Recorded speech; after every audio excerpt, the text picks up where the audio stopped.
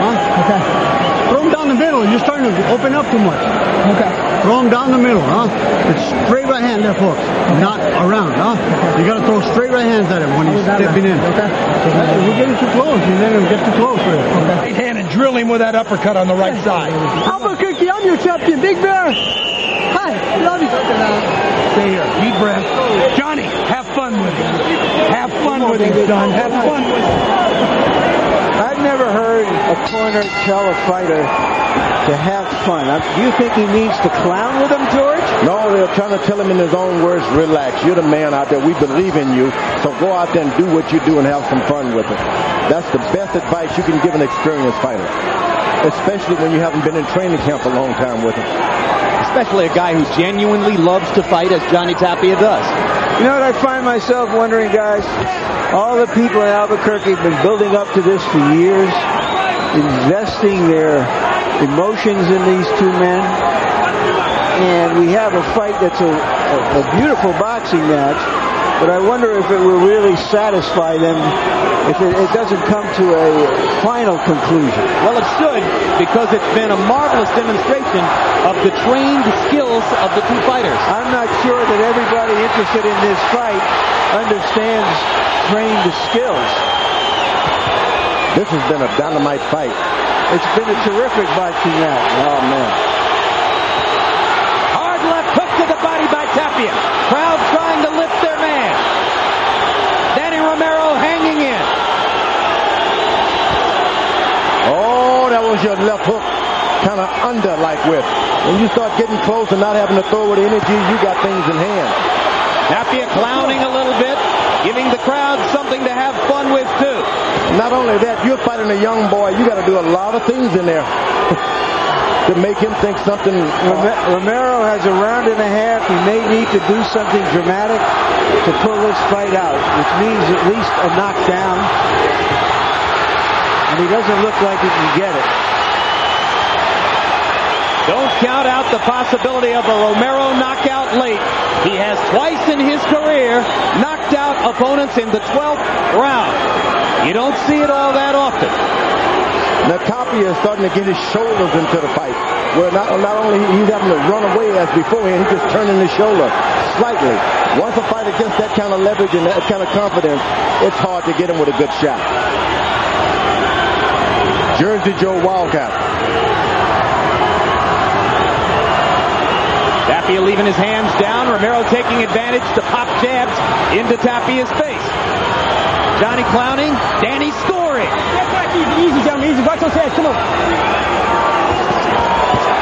Now Tapia lands a left hook and a straight right hand. And Romero comes back with a counter left. Blood from Romero's nose. And you heard Harold Letterman say that blood on Romero was one reason he gave round 9 to Tapia. Let him up. Don't push. A lot of blood coming out of Romero's left nostril.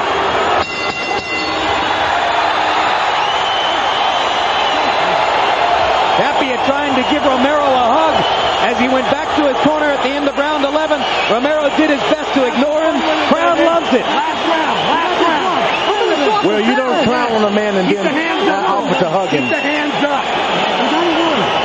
One round. Don't get jealous. You got it now. Don't get jealous. Oh, okay. Hey, just trying to Hey, have some fun with him. Lead with love. Hey, keep those punches hard. Yeah, but don't let him get off too many punches, huh? Don't get wide. Just fire some punches at him. Right? Johnny.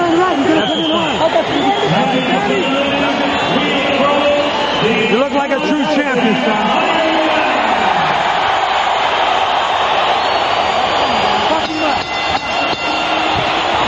In 3 minutes, a decision can determine a winner here. But neither man is a loser tonight. They gave the world of boxing something to wait for, and they made it worth waiting for. Harold Letterman, your score through 11. Jim, 107, 102, 8 rounds to 3. Johnny Tapia. I think he's boxing beautifully. He's putting on a clinic side to side, keeping Romero off balance with that left jab. with that jab. I'm telling you, he's beating him. I have Tapia ahead in a much closer fight. Tapia's charisma, not an inconsiderable factor down the stretch. And we saw what happened to Pernell Whitaker here when he clowned in the last round against Oscar De La Hoya and got dissed by the judges. Of course, little did Pernell know that he had already lost the fight on the three judges' scorecards. Tapia clowning here. Let's see if it'll hurt him. Clowning, you don't get points for clowning and putting on a show. They want to land, you need to land some punches. And if this fight is close at all, Romero has pulled it out in this round, if it has taken that. More than half the round still to go. Romero looking to land that one clean shot that might put Tapia in trouble. Neither man has really been stunned in the fight. It has been, as Larry pointed out, a tactical boxing match all the way. In one sense, Jim, both men have so much invested in this that they're almost afraid to lose. And that's why the fight has gone this way. Neither one wants to lose big. I don't know if they've let it all hang out the way Romero is right here through much of this fight. Well, Romero has got a chance now. If he want to win this thing, he should, while the other guy's clowning, go after it. But despite all the clowning here in the 12th round, the whole course of the bout, I think you could make a strong argument that Johnny Tapia has fought the most disciplined, controlled, balletic 12 rounds of his career. Well, you remember, Jim, before the fight I said he is an underrated boxer. He has boxing skills. But he tends to lose it during fights, and here he's maintained his poise and his control. 30 seconds left in the Battle of Albuquerque.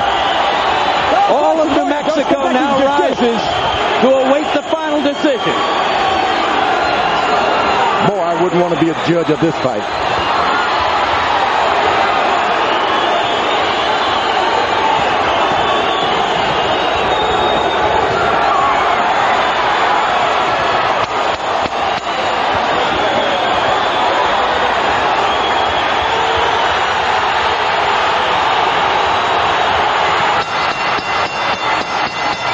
Good round for Romero. Tapia's trademark backflip. Let's wait and see what the scorecard said. Danny Romero got in a hard shot in the closing seconds, which may have put the postscript on a victorious round 12 for him. I have it a draw, but the 2 rounds I called even.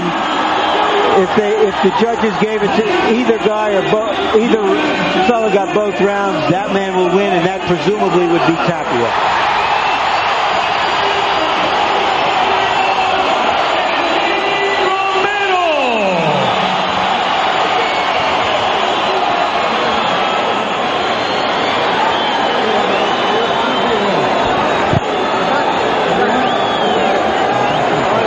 Well, a lot of people thought it would never go the full 12.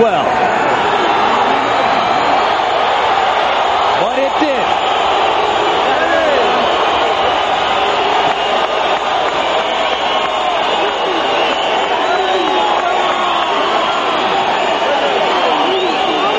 Johnny, let me get your gloves off.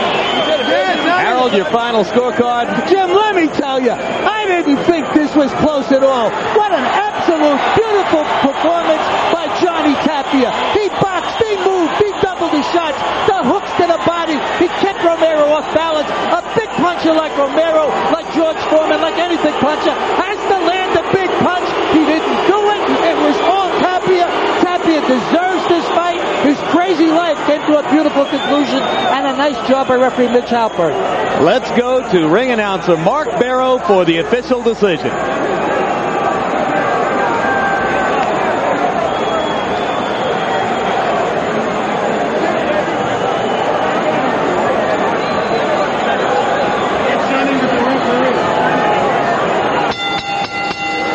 Ladies and gentlemen, here is the decision of the judges at ringside. Judge Dr. Clark San Martino scores it 116-112. Judge Jerry Roth scores it 116-112. Judge Glenn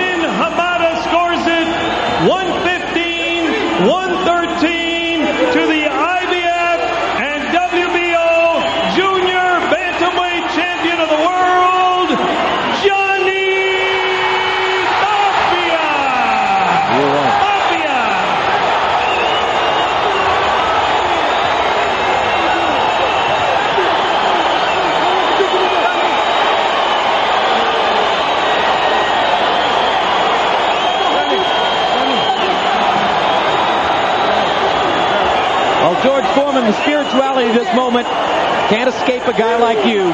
Johnny Tapia has been all the way down, and now he's all the way up. In the boxing world. If he can accomplish in life what he's accomplished in boxing. But let me tell you this, there was no true loser tonight. Nope. These guys